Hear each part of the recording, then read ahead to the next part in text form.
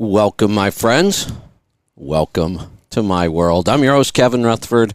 It is Tuesday. It is time for the Power Hour. It's Tuesday, April 26th. We are doing a restart. We had a little bit of a snafu there. I realized one of my weaker internet connections kept grabbing the signal for some reason, so I unplugged it. Shouldn't have that problem. I think I've got really good signals today. I was really expecting we would have a great day technology-wise. So we are here. We are live. It is the Power Hour. I should be joined here shortly by Bruce and Pete and Ethan. Let me check and see. And we will be taking all of your maintenance-related calls. If you have a question, a comment, a topic about engines, performance, fuel mileage, modifications, upgrades, troubleshooting, you name it, we'll talk about it. All you have to do is pick up the phone and join us. 855-950-3835. We're going to get to those calls in just a couple minutes. And I had a whole bunch of things today, but I don't want to take a lot of time because I want to hear from the team from Pittsburgh Power, see what they have on their mind, and then get to as many calls and questions as I can. I'll just kind of try to sum up what I was going to talk about as an open. I read a lot of industry news, and it really wasn't good this morning. Almost everything I read that could affect trucking or will affect trucking was negative. Fuel prices are up again pretty significantly overnight. I think we're at $5.16 a gallon now, nationwide average. And fuel futures, diesel specifically, diesel futures are going up. The news is a little mixed. It's hard to really interpret, but there are some futures contracts that expire this Friday, and I think a lot of the investors didn't expect prices to be this high. They're having a lot of trouble finding fuel at a reasonable price to fill their contracts. So that might be why we're seeing the rise in price right now. That might settle down. The news is mixed. The other news that will affect rates should eventually bring fuel prices down. But in the short term, I think we're going to see the fuel prices stay elevated, and the rates are going to be coming down. They have been. It doesn't look like that's going to stop anytime soon. The stock prices on a lot of shipping companies, now we're talking specifically about real ships, not necessarily trucking company stocks yet, but the stock prices on shipping companies is kind of getting hammered in the futures market as well. And a lot of this, actually, believe it or not, has to do with partially the war. That's kind of the big news everybody's still talking about. More so, though, COVID again. Have you been watching what's going on in China? Shanghai has been locked down. And when they do lockdowns, they're serious about their lockdowns.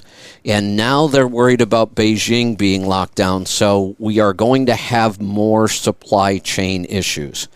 The ships aren't going to be coming out of China. We're getting backlogs again. The supply chain shortages don't seem to be improving anytime soon. All right, like I said, I had a lot of things I was going to talk about, but because it's the Power Hour and we've got a lot of people to get in and calls are already starting to come in, we're going to get to the calls. Before we do that, it's time to bring in the team from Pittsburgh Power. Bruce, it looks like you're first up today. Welcome back. Well, thank you, Kevin. As always, it's our pleasure, and we have lots of things to talk about. Oh, good. Well, it was good to see you guys and spend all the time there, and I got to meet a lot of new people at Pittsburgh Power, and it was really fortunate for me that I was able to spend time there at your shop and get the coach in, and we got a lot of work done on it, and it's running beautifully. That's good. There's something about a great running diesel engine and how it can make you feel.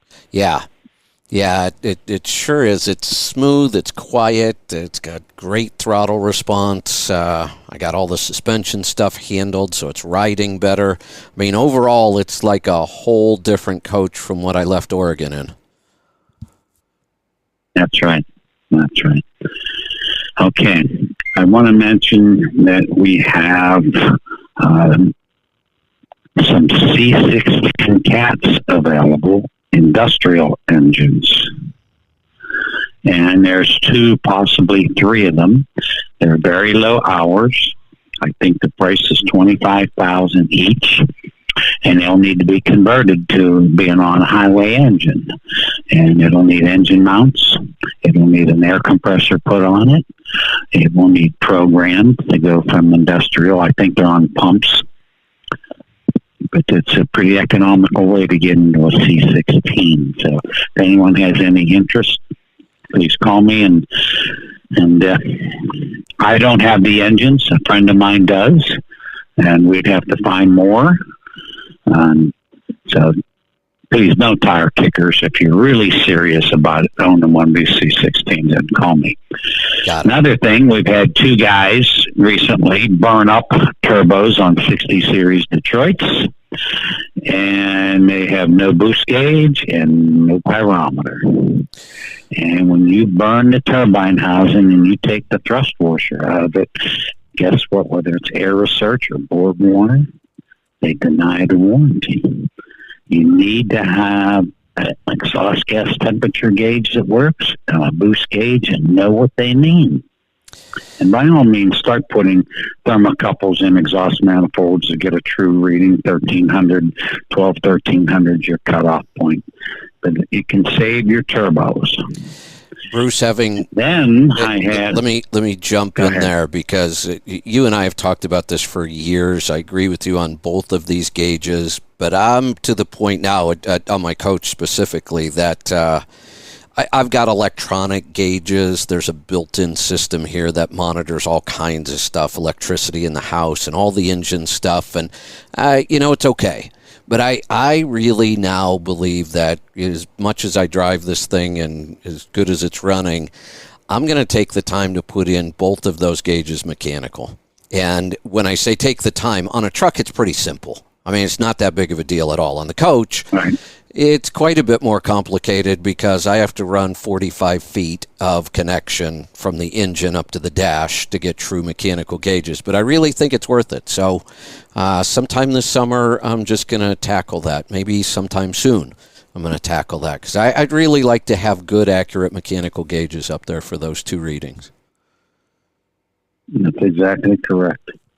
And I can tell you the higher-end motorhomes are harder to find holes to run wires through. So when you have a high-end motorhome, so you may have to make some holes, try to find the main channel, get one of those tapes, not a measuring tape, one of the metal tapes that you can push through and you can attach the wires and pull it back.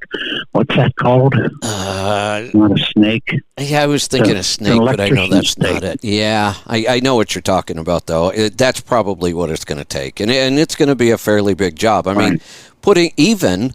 not so much now that I'm getting so good at taking the damn bedroom apart. I got to take the bedroom apart to get places to put the fittings in, but then the tough part is finding a good way to route all of that up to the front.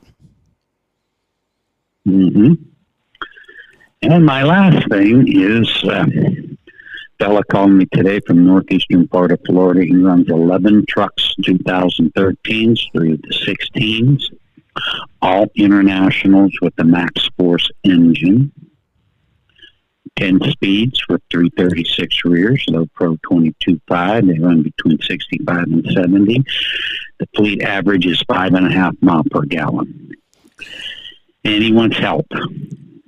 As soon as I start talking about boost gauges, our drivers won't read them. I said, well, let's do a seminar.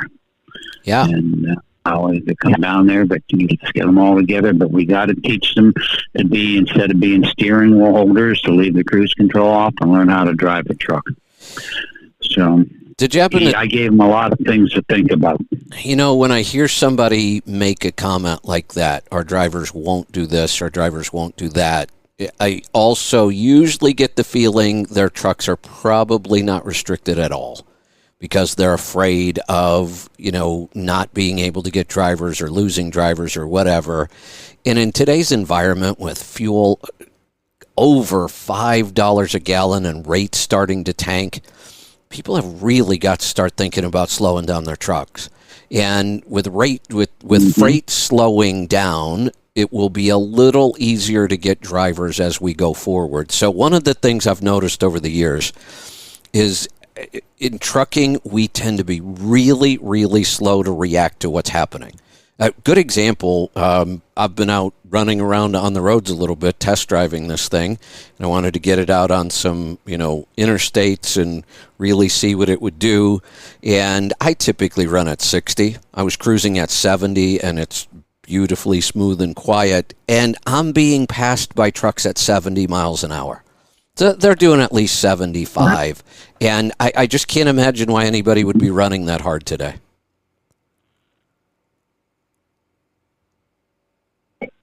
Well, I catch them, even on the Pennsylvania Turnpike at 80. So I run side by side. I'm at 80 in my Audi, and they're at 80, and I said, "Oh, that's cool. They're not in my way."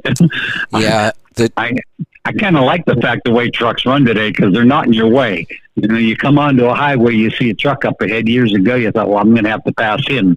Today, sometimes that's all you see is the back, and then he disappears because he's gone. And I understand why. And I've even said it. The last couple of years, fuel prices had been low, rates had been strong.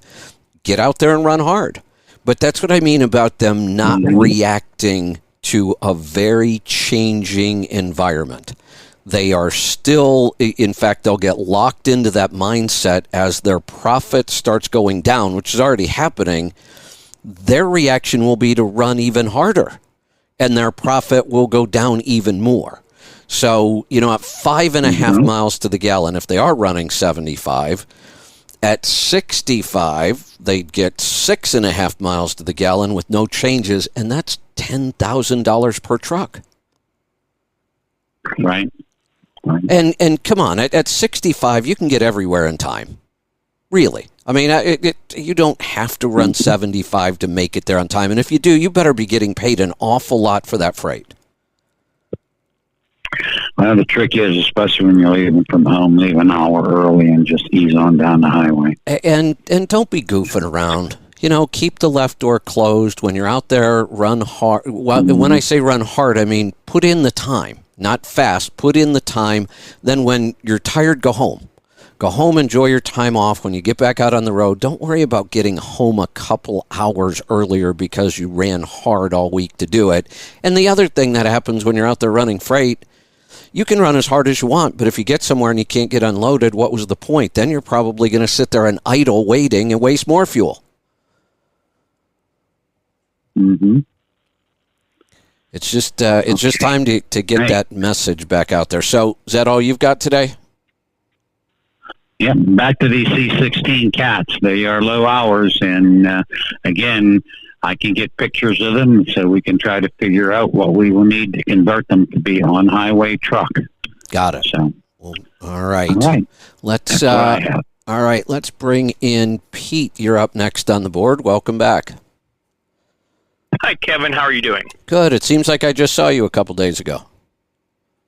It was. And we missed you today. Ethan and I are in Bruce's office waiting for you to come in to run the show, and you didn't show up.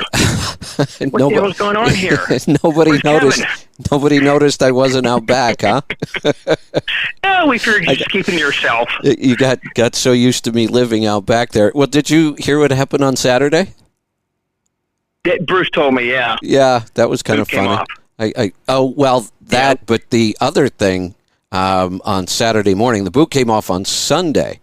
So I got up early Saturday morning and pulled back into the bay and finished putting everything back together and buttoning it all up. And I went to go test drive it, and I opened the garage, and they were resealing the blacktop. Oh, yeah. You know, when I made that appointment, I never thought about. So what'd you end up doing? Well, you know, I went out and I talked to the guy, and I said, "How long before I can drive on this?" And he said, 24 hours.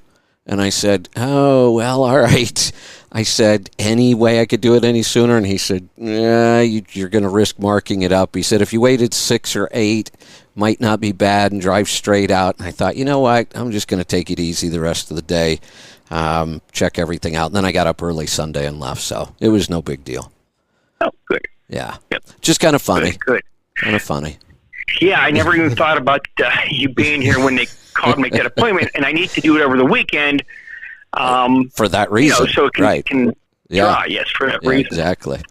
Well, it looks good. Good. Hey, on those boots, you know, sometimes they're tricky to get on. What I always used was Murphy's oil soap because it's kind of slimy and lubricates sliding in, but then it dries up. Oh, okay. And then it's kind of tacky, and that way it's not like a grease where it will slide back off again. Yeah, that was the problem with the boot that came off. I had put quite a bit of Lubriplate on it because I just couldn't fight it in the spot it was in. And then we found another, when I was talking with Bruce and we were just going over it, we found another problem. So that this is the boot coming right out of the Charger cooler itself. The pipe that it attaches to makes almost a 90-degree bend after only less than a foot. So you got to figure that all that boost coming out of there is hitting that bend pretty hard. And there's no bracket or support on that pipe. It goes another couple feet to the intake, and just the only thing that's holding it up is the other boot.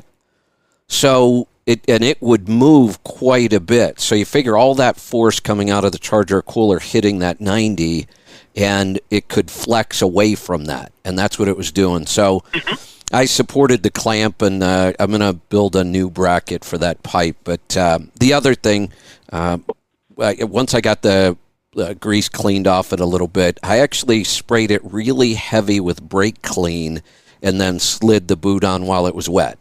And I figured that probably did the same kind of thing. That'll dry really tacky. Yeah. Yeah. We used to use Murphy's oil soap when we put tires on. Oh, okay. Back when I was in high school and worked at a gas station, we had a big 1-gallon tub of the stuff that you would dilute that with water. It was like good pasty stuff, but you would use it on a wand, and then and this is back, a lot of tires were still bias ply back then. Yeah. And you would do the bead, and it would the tool would spin real easy on it and pop up okay. Got it. But okay. I use Murphy's oil soap for stuff like that. It seems to work well. Good. And it's called fish tape is what you need to buy to run the gauges. And that's what we used to. We probably have one here someplace when we did a lot of the motorhomes and help make the job a little bit easier, even though it's going to be a tough job no matter what. Yeah, I'll tell you I know it sounds crazy, but just cleaning out and getting everything out of the storage underneath is a job.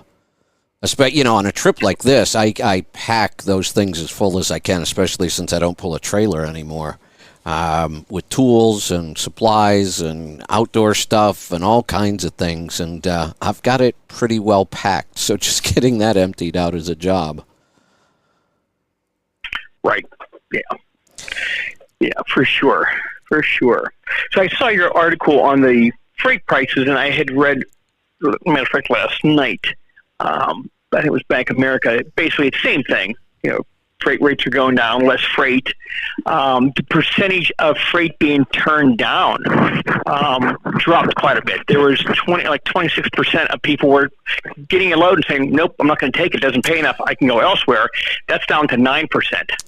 That's a big difference. One of the numbers, and it's hard to understand sometimes, it's called the tender rejection rate. And the first couple times I heard it and read about it, I wasn't really getting it. Then once you have it explained, it's fairly simple. We talk about contract rates and spot market rates. And contract rates, for some reason in trucking, those are not binding contracts. Even though they sign the contract, this trucking company is going to move this load every Tuesday for the next year. Here's the price plus fuel surcharge. Either party can cancel, and it's really common that they do. It's not like any big deal. So what happens is what had been happening was those contract rates were actually lower than the spot market rates. The spot market had gotten so hot over the last year that carriers with contracts were not fulfilling the contract very often. They were turning that down and just putting their trucks on the spot market instead.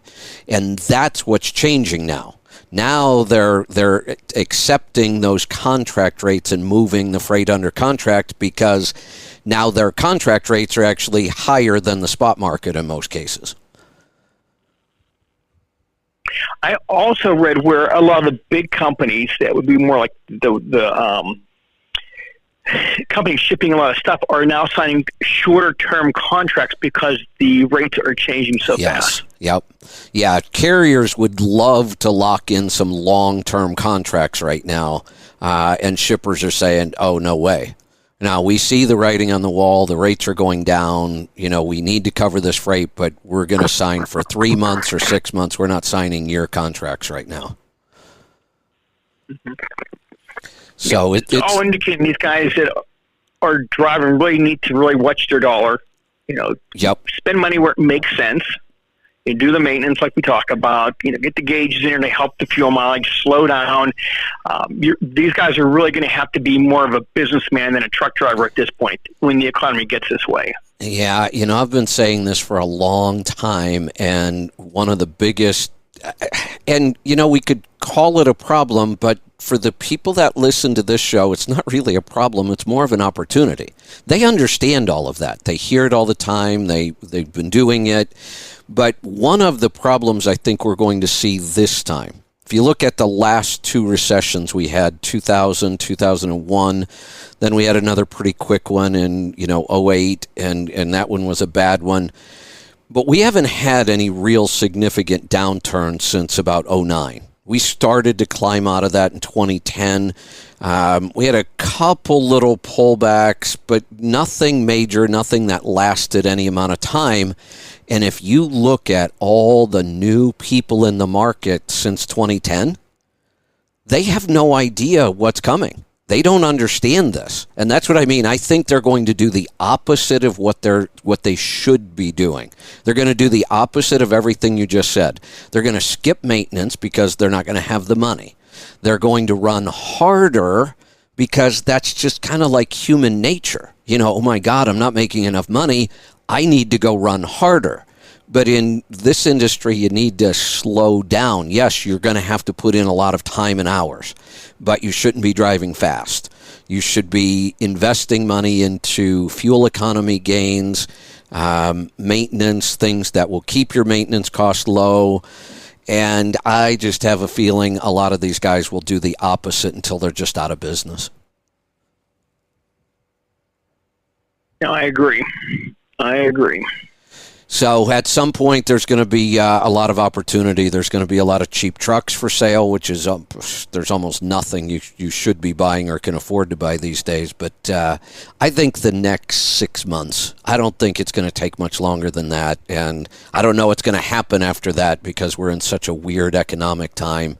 We've got a war going on in Europe. We've got China locking down millions of people again, and the supply chain shortages are not going to get any better anytime soon.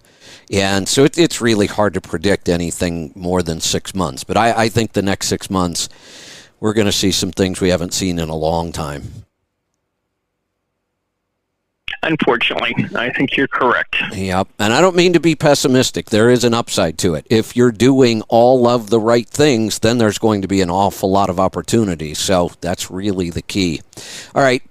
Let's find out what's on Ethan's mind, and then we need to get to some calls. We've got phone calls piling up. Ethan, welcome back. As always, Kevin, good to be here. What's new and exciting in your world today? Oh, just the normal. So nothing too outside the realm of a couple little wiring things.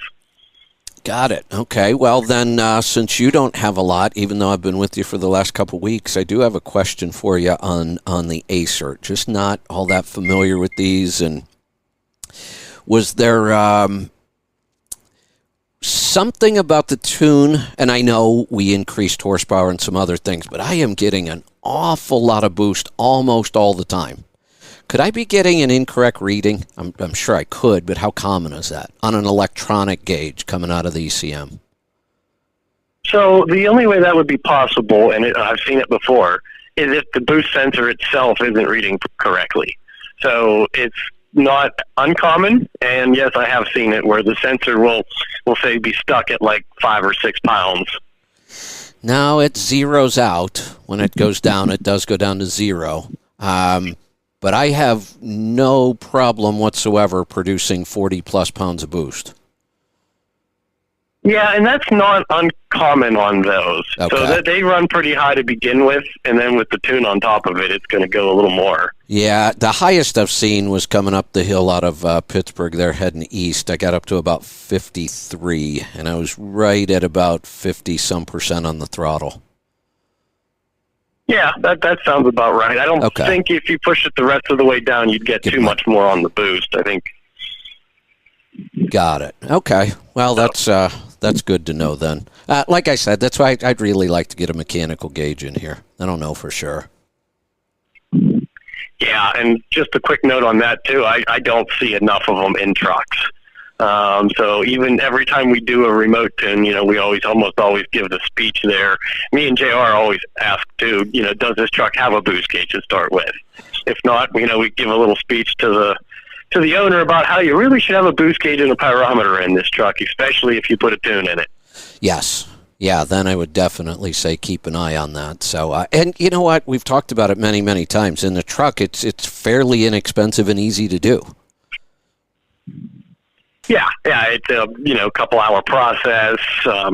Depending on where you're trying to route it, the newer trucks, finding power for the dimmer is probably the hardest part.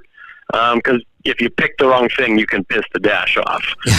But typically, and it'll get all mad at you, and then the lights don't want to work right, But we've come up with good ways, and anybody who would buy one of our gauges, I have no issue with helping them out in that case. Hey, this is where I grab the power from. Yeah, there you go. Good. All right. Well, I guess we can jump into some calls because we got a bunch of them, and we're going to get to it. Let's get started in Illinois today. Derek, welcome to the program. Yeah, good afternoon, gentlemen. Thanks for taking my call. Your opening to the show really hit on a lot of points that I was hoping to ask you today. So, and I spoke with you, Kevin, it was about a month and a half ago. Fairly new with this truck. I bought it back in October. It's a 2013 Coronado with the 60 series in it. Okay. And I'm at the point now where I'm ready to use some of my discretionary funds to make some improvements. The first thing I plan to order is the OPS. I want to get an OPS installed on the truck. Good. I'm also looking at manifolds, or exhaust manifold, and possibly a turbo as well. Kind of just wanted to check and see, is that maybe a good place to start as well as with the tune? I hear all the time, about how much free a truck should be running, and I just don't feel like this one is running all that free. Yeah, we definitely. Oh, I'm sorry. Go ahead, Bruce. Once you get the truck running free, like Kevin just got the experience with his coach, it's a whole new game out there, and the pleasure of driving a free running truck is phenomenal. But the manifold and turbo, and let's see what kind of muffler's on there. So the manifold, turbo, and muffler, the fleet air filter, all 4 great items, along with the tune, because the tune goes with that on allowing it to run free. And then the OPS, and then the torsional damper and balancer, and you're done. Right. The icing on a cake is putting the fast system on. So, but other than that, that's about all there is. And that was my thing. Was kind of, I don't want to say best bang for the buck starting out, but just kind of what in that order, or what sort of order would you look at doing? Manifold, turbo, and tune. Yeah. Okay. And before running down the road, I run between Des Moines, Iowa, and Chicago for the most part. I branch out every now and then, but I've got a couple of decent little hauls that I could do. So I don't have a whole lot of hills.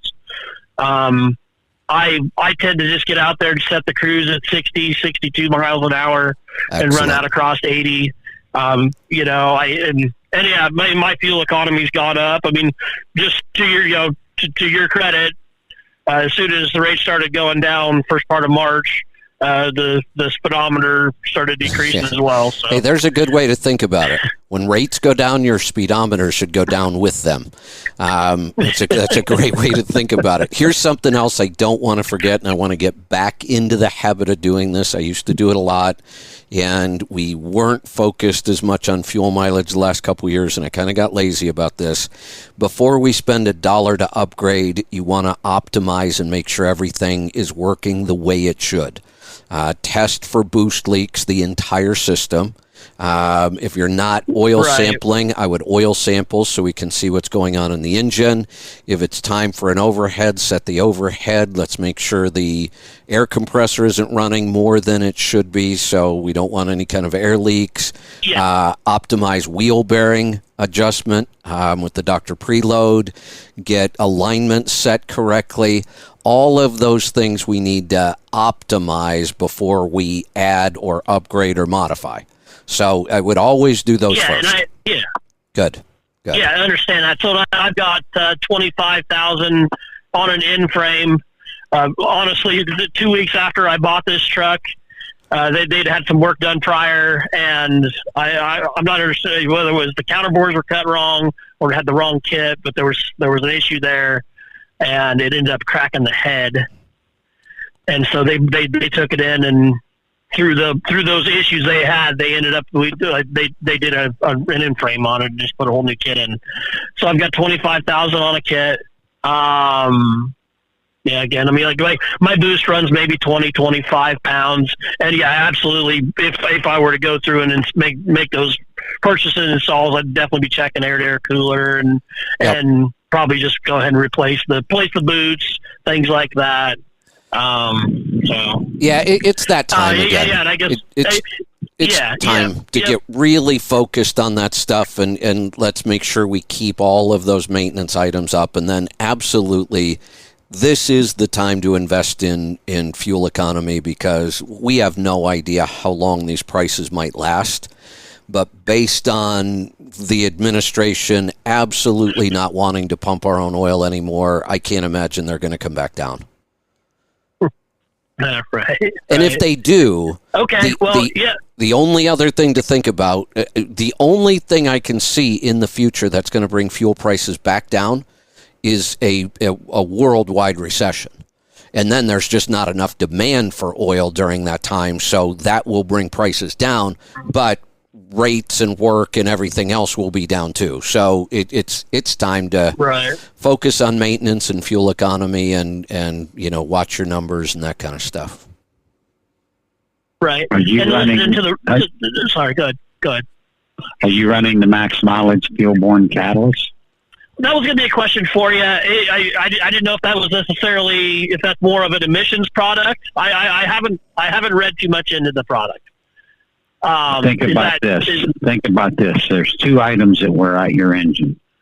One is the dirt that comes past the air filter, and the other one's the soot and carbon that you get from burning fuel. So by eliminating 70% of the soot and carbon with the catalyst and running the fleet air filter, you're drastically decreasing both wear items. So that gives you the maximum engine life. So the older engines, like your engine, were not designed for ultra-low sulfur diesel fuel, so they really benefit from the max mileage catalyst. Gotcha. Okay. Well, I'll definitely add that to my my repertoire here then. So listening to the Roll and Tow show talking about alignment, I had no idea. MD Alignment, are they out of Des Moines? I can't remember if they're near there. Yeah, I don't remember exactly where. Near the Des Moines area. Yeah, I had no idea. I've always heard about them on the show in the past, and I never. Well, at that time I was a company driver. And so did he say that they don't do as much work there now, or he's retiring? Is that what I was understanding? Yeah. So what's happening is Mike has been in the office and doing seminars and training, and Kevin has been out actually doing alignments for the last couple of years. And Mike is retiring, so Kevin's going to take over the training and the office and that kind of stuff. So he won't be doing alignments anymore. So then you'll go to one of their other shops, and honestly, I would send you to Chad over in Kansas City. That's just I can absolutely recommend them every time. You know, there's a whole list of MD Alignment shops that have the equipment and have gone through the training, but you can't always guarantee that they're going to be top notch, and it's not a franchise kind of thing. Mike, once he sells them the equipment and the training, he doesn't have a whole lot of control over how they run their business. So we try to keep a list of the shops that we really know are top notch, and in your area, that's where I'd be sending you. Okay. All right. Very good. I'll definitely keep that in mind. So, well, I think my first step's probably I'd like to get the OPS on, and sounds like I need to be getting into the max mileage catalyst as well. The other thing I would recommend, I might put the order in for that. I would highly recommend, since you've got a new engine, you're going to put an OPS on it, I would switch to synthetic. Okay. Just get that out of the way right now. It's worth it. It's good for the engine. It's better for fuel economy. It's a superior oil, and you have the perfect setup. New engine, you're going to be putting on an OPS. Keep that engine tuned right. Keep running the catalyst, and your oil may just go 250,000 miles. Right. That's a huge savings, plus the increased fuel economy.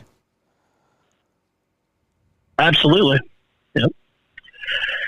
Okay, well, I'll let you get to more calls. I appreciate you guys' time. You're welcome. Thanks for the call.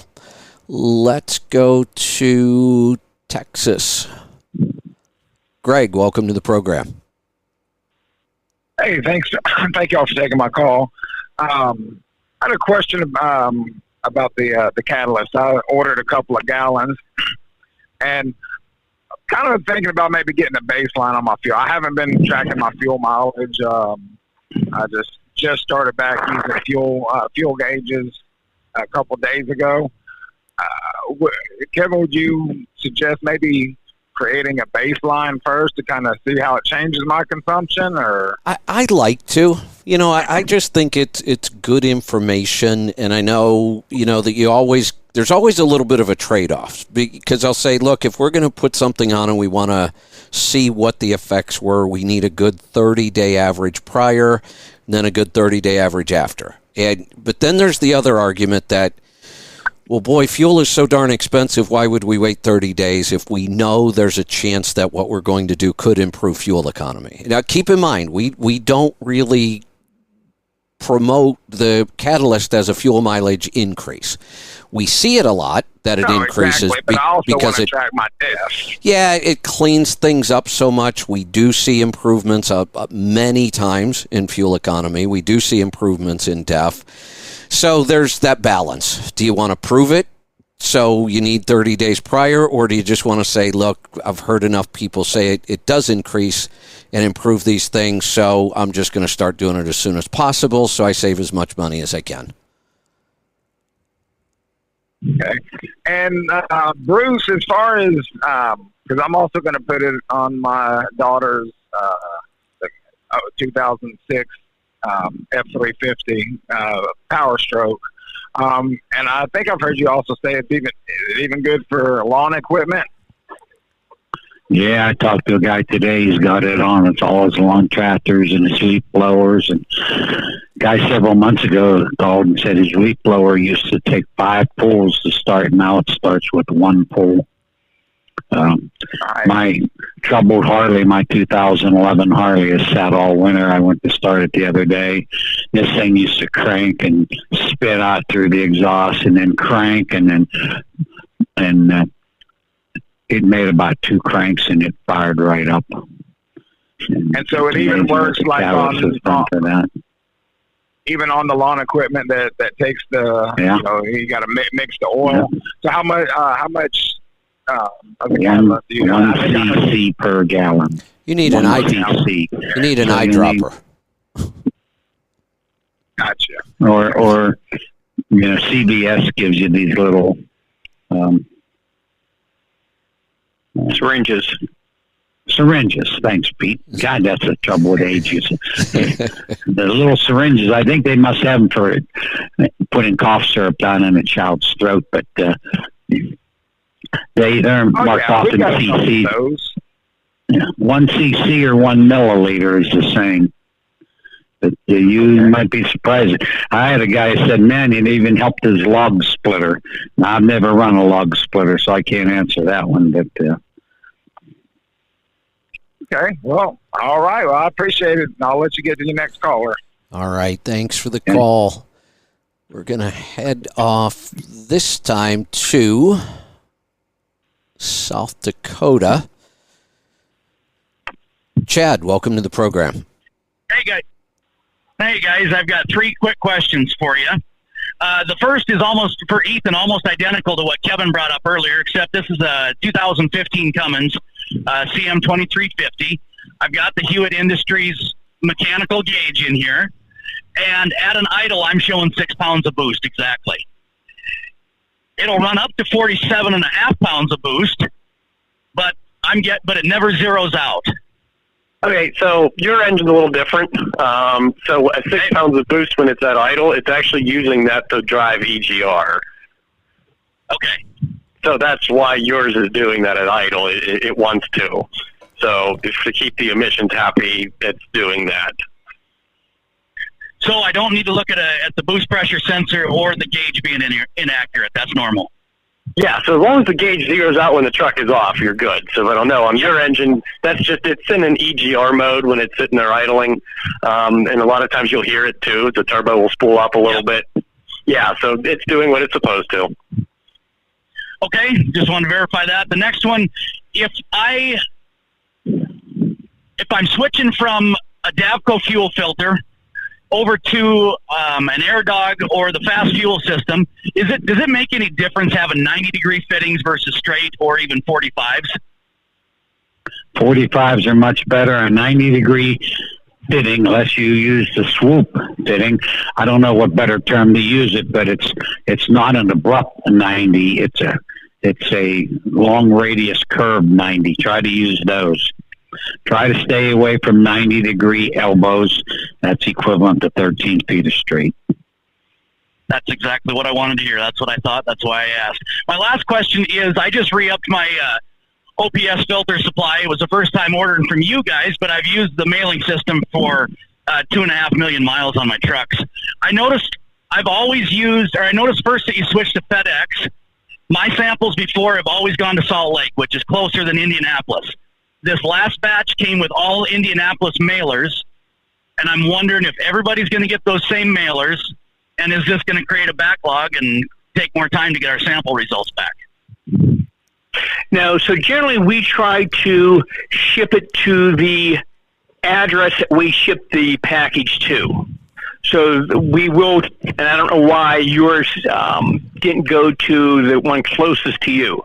So generally, when we're doing it, the shipping guys will see, oh, he's from Utah, we get the closest one to Utah. If he's in Florida, the closest one to Florida is generally what we try to do. I'm not sure why that didn't happen on yours, but yeah, we try to keep it the same way. Next order, I'll just specify that I'd like the Salt Lake lab, the mailers to the Salt Lake lab. Yeah, and they should be doing that. But yeah, if you want to specify just to make sure they do, that would be fine. Okay, that's all I needed today. Thanks, guys. All right. Perfect. Thanks for the call. Let's go to Florida this time. Oh, try that again. There we go. Paul, welcome to the program. Howdy. What's on your mind today? Well, lots of things, but a friend of mine, he's got a cat motor. He's got a glider, but he has a spare engine just sitting there, but he was thinking about getting a rebuild kit for it and getting it rebuilt. He was talking about getting an IPD Caterpillar rebuild kit. Is that a good option, or yay or nay, or any opinion? We try to stay with all genuine parts, so okay. We don't really have an opinion on the other parts. Never used them. We've had good success with the OEM, cat cylinder kits for a cat, Detroit kits for Detroit, and so forth. So that's why we continue to keep using them. Okay. Yeah. I like that video of you passing that other car hauler, and he was mentioning, here comes a good friend of mine, and you just kind of cruised right on by him. I tell you, that kind of gave me shivers. That was neat. I enjoyed watching that.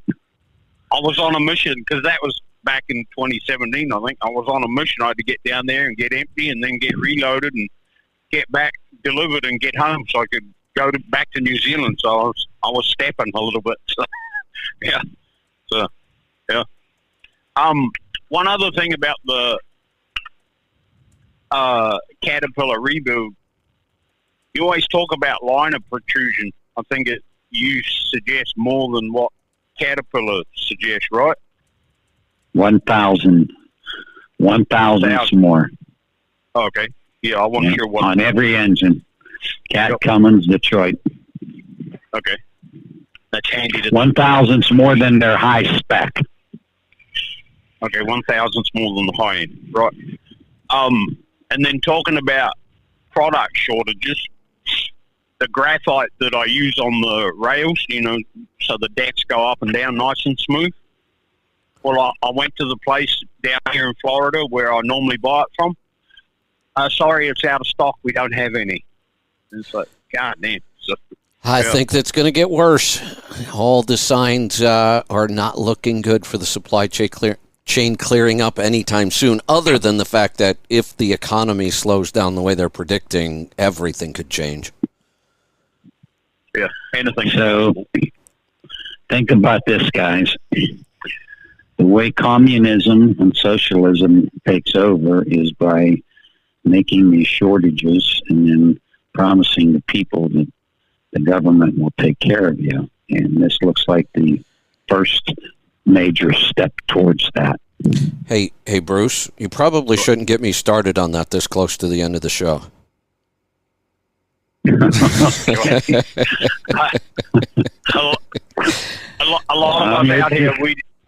lot of us out here, we don't need the government to help us. No, we don't. We not help us. Yeah. Hey, here's probably the best thing we have to look forward to when it comes to the government.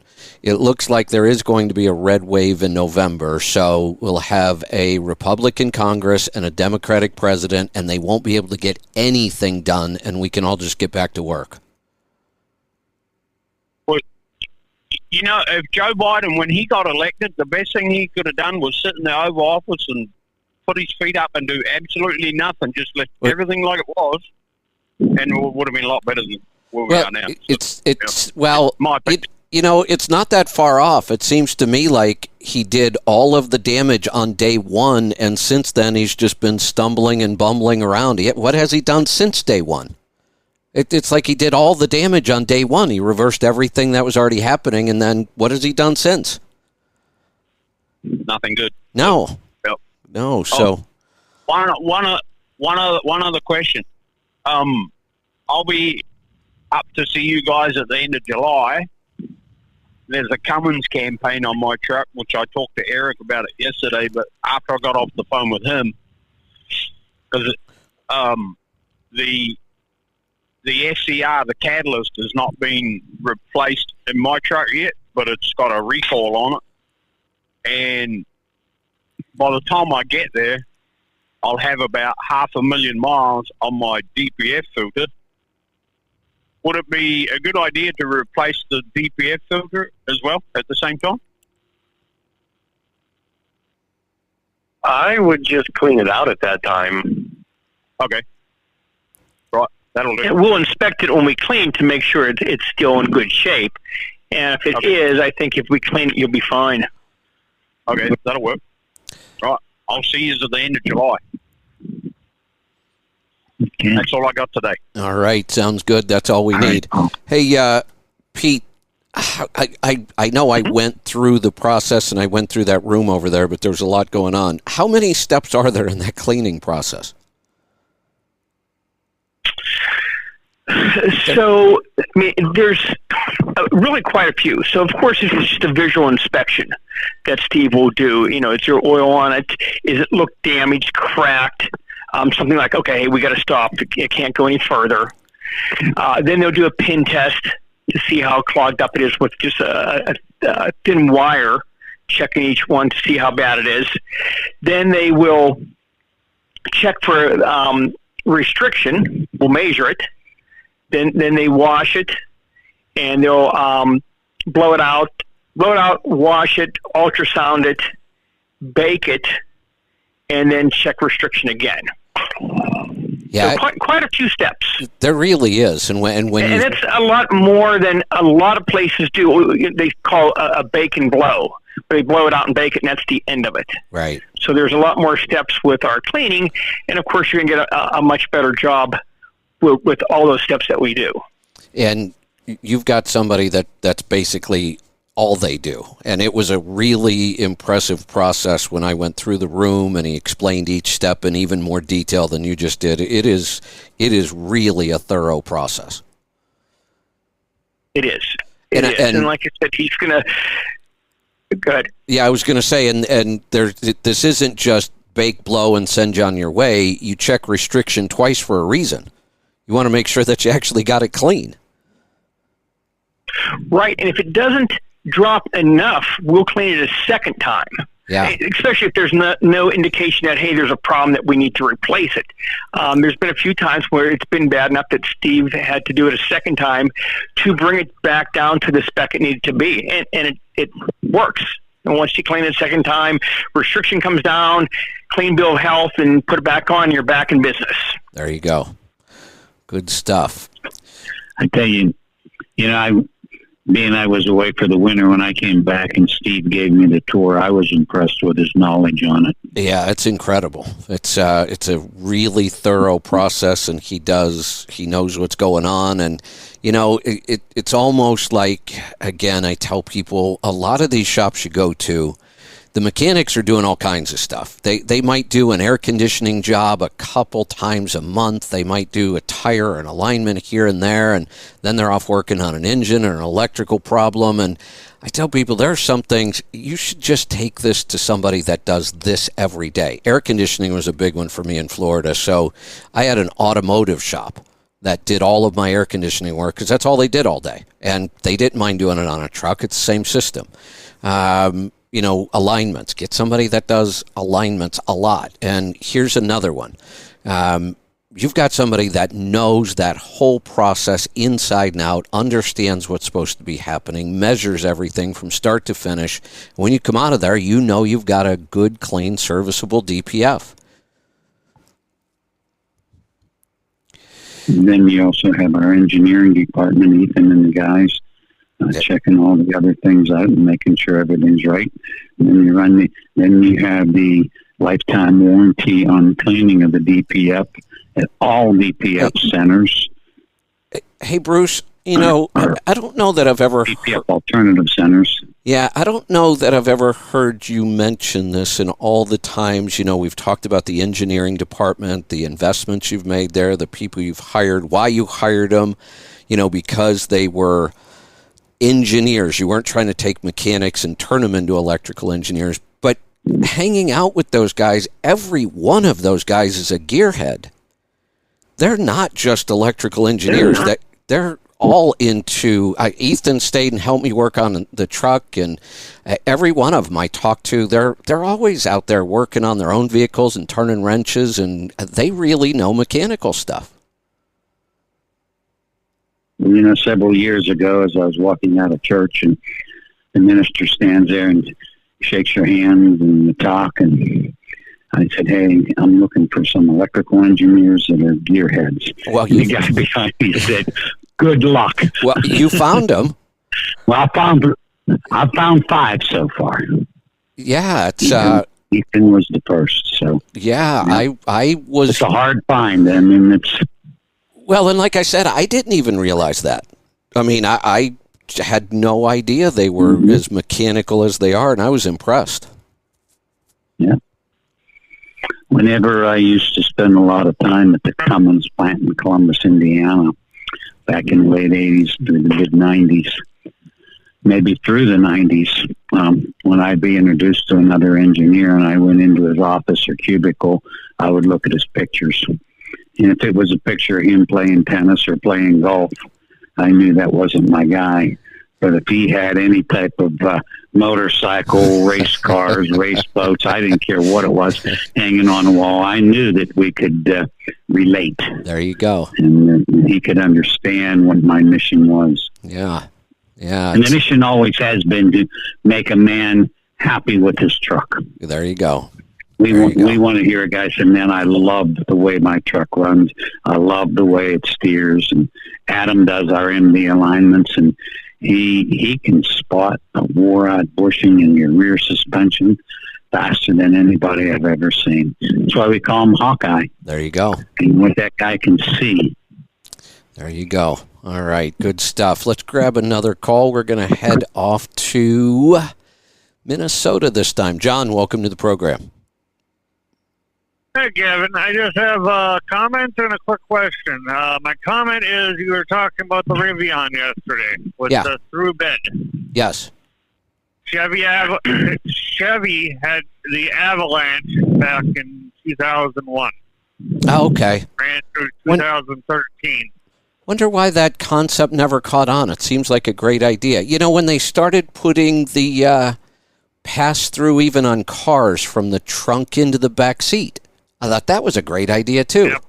I wonder why that didn't catch on with the trucks, but it seems like it's like almost going to be standard on the pickup trucks. Here's something else that's interesting.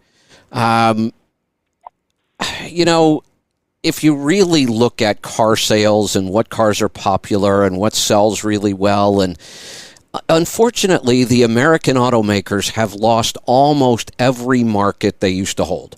Luxury sport cars, whatever. I mean, even SUVs, they've lost that market to, you know, all kinds of companies from other countries.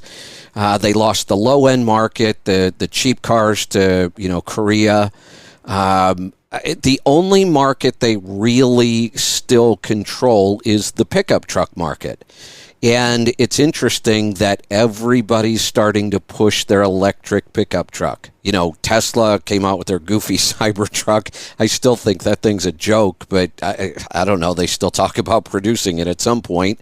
Rivian came out of the blue. They're not even an automotive company, and they came out with a pickup truck.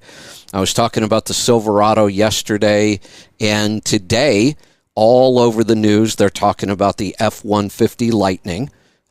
Ford already has 200,000 orders, and they can only make 40,000 a year right now, I think. and they already have 200,000 orders. So it looks like we're going to see an awful lot of electric pickup trucks on the road before we see an awful lot of electric cars. The other thing that I was shocked about, the F-150 Lightning has 3,000 computer chips. Wow. Ethan, what do you think about that? 3,000 computer chips. A lot of little electronics that can go wrong. Yes, it is. Yeah, I think you've got job security. Yeah, just imagine one of those when it wasn't made very well on one day, and you get a batch of them. Oh, man. Well, one of their concerns is where chips are hard to come by. All chips are hard to come by, and you can't just throw together a factory to build computer chips. It's highly specialized. So, you start putting 3,000 chips in one vehicle. Holy cow. Yeah, and all it's going to take is one little resistor, and you might be sitting on the side of the road. That 3-cent part. Yeah, that's for sure. All right. Well, the thing about the Avalanche is it weighs more than a Suburban because of all the extra structure they have to put in because you don't have the back wall of the pickup. Oh, so that was probably the reason it didn't work on something with an internal combustion engine. But with the platform, the way they build electric cars and vehicles on the platform, that's why they have so much flexibility in what they do with the body. Yes. Yeah, that makes sense. My other question was, I haven't heard anything recently about the convoy. Oh, interesting that. Interesting that you brought that up today. I hadn't heard anything about it in a couple weeks, and it's not like I go looking for it. But I scroll headlines every day. I read constantly on the industry, and I haven't seen anything in weeks until this morning. And what I saw this morning, it looked like it's probably another hit piece from the media. Because it was all pretty negative. I think they're back out in California now, but the whole article was talking about the fact that the leader, Brian, I don't know how you pronounce his last name, Brassi, or I guess they ousted him. There was a mutiny, so he's out now. There was some other infighting, it looked like it was going on, or at least that's the way the media was portraying it. But that's about all I've seen on it in the last several weeks. Okay. Thank you very much. You guys have a nice day. You're welcome. Thanks for the call.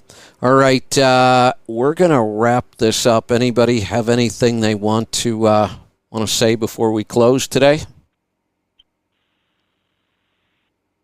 Doesn't sound like it. I don't. The thing I did see on that convoy, weren't kids throwing eggs at them from overpasses? Oh, I don't know. It's like a day or two ago I read that. There's and kids do kid stuff anyhow. Yeah. Whether I doubt if it's a political statement. It's like, hey, we can have some fun here. Yeah, I would think. But yeah, I heard kids were throwing eggs at the convoy. So yeah, that I could see. I guess they should be spanked. Yeah. Oh boy. Yeah, we're going to get into political stuff now. That'll be fun. Yeah, I could see that too. Kids doing that kids do that kind of stuff. I doubt that's political, but we did it 40 years ago, so why not? Yeah, right. So you know what kept us straight in school in the 50s and 60s was that paddle hanging beside that blackboard, and the one that had the holes in it would swing faster. So it kept you. I was very familiar with the paddle. Me and the paddle became friends. Yeah, I don't know why I was such a troublemaker, but I was familiar with that. What kind of trouble did you make? Well, the worst one it wasn't major stuff. It was just mischievous, I guess would be the word. The one that sticks out in my mind, though, that even I didn't realize how bad it was going to be. I don't know what the hell I was thinking. Homeroom, before you leave to go off to classes in the morning, dead quiet, not a sound in the room, and I lit off a firecracker. Do you know how loud that is in a room like that? Oh man, did I get it that time? Firecracker in a classroom. I did. I don't know what I was thinking, but man, you should have. And of course, everybody else was totally shocked because nobody had any idea it was coming, and I busted out laughing. So it was pretty darn obvious who did it. I can mention this fellow has passed away, but he was a really good snowmobile, ATV, motorcycle mechanic. And he was in Arvada, Colorado at the high school. And the first floor had doors at each end. And he took a day off, and he had a 2-stroke Husqvarna dirt bike. Remember him well. His buddies hold the doors open. And he had his buddies hold the doors open, and he lit up the hallway with his Husqvarna. He filled the school with the smell of 2-stroke oil. Hey, as long as he was using Klotz, I used to love the smell of that stuff. Klotz 2-stroke oil. Good stuff. I never thought about that one, though. I might have tried it if I would have thought about that. All right, we are going to wrap there this. There was kids in our high school. Oh, wait, our high school was 2 stories, and one morning we came to work. There was to school. Yeah, it was work, all right. Yeah, but it was work without pay. But there was a Volkswagen Beetle sitting up on the roof, and there were the guys hoisted it up with the ropes. Oh, there you go. Then one kid in my class, he put down. We had our cars then. We were 16, 17. And on the front walkway, it was concrete. He put down. He only had one wheel spinning, and he put down 128 feet of black rubber. And I said, heck, that's nothing. I went out on the street with my 58 Chevy with the 348 with the 3.2 barrels, and I put down 300 and some feet with 2 tires. There you go. But the principal found out who it was, texted Chris Well, and made him get on his hands and knees and scrub that rubber off. But I got by with it because mine was on the street. Well, that was just mischievous fun. Today they shoot and stab each other. Yeah. All right, we're going to wrap this up. Bruce, Pete, Ethan, thanks as always, and we will do it again next week. Before I go, I do want to let you know that we have got a big destination health planned for tomorrow. A lot going on. We are getting back to having some guests on, so I'm going to be joined in the first hour. When it comes to guests, I think we're going to get back to doing more guests on Destination Health again, bringing back some of our favorites from the past and some new guests. Tomorrow I will be joined by Stanford Graham. He's been with us before. Stanford's a really interesting guy. I met him a couple years ago at the Mindshare conference. He broke the world's record for the 50-plus men's mile run. Pretty incredible stuff. He was a partner in a law firm. He is also the where I found Cardio Miracle. So we'll be talking about Cardio Miracle and some other things. That will be in the first hour tomorrow. We'll also get to some questions, I'm sure, as well. And then I'm really excited to announce the debut of a brand new show, part of our Destination Health series. And the new show is After Hours with Kevin and Lauren. And I'm going to be joined by our resident FNTP, Lauren Hickson, and we will be reviewing some of our more interesting discovery calls and one-on-ones. And we'll probably be adding some other features to the show, but that's really going to be the core of it. There's so much to learn from seeing what happens in a discovery call, from all of the work we do ahead of time on the NutriQ and researching and looking at their diet, looking at any blood work if they have it, looking at any supplements or drugs they're taking, and then making a recommendation for a 30-day plan. And we'll go through those and then get even deeper into a lot of this stuff when we do the one-on-ones. So big day for Destination Health tomorrow. We will see you then. Be safe, be profitable, be fit and healthy. Always do the hard work and master the journey. I'm Kevin Rutherford.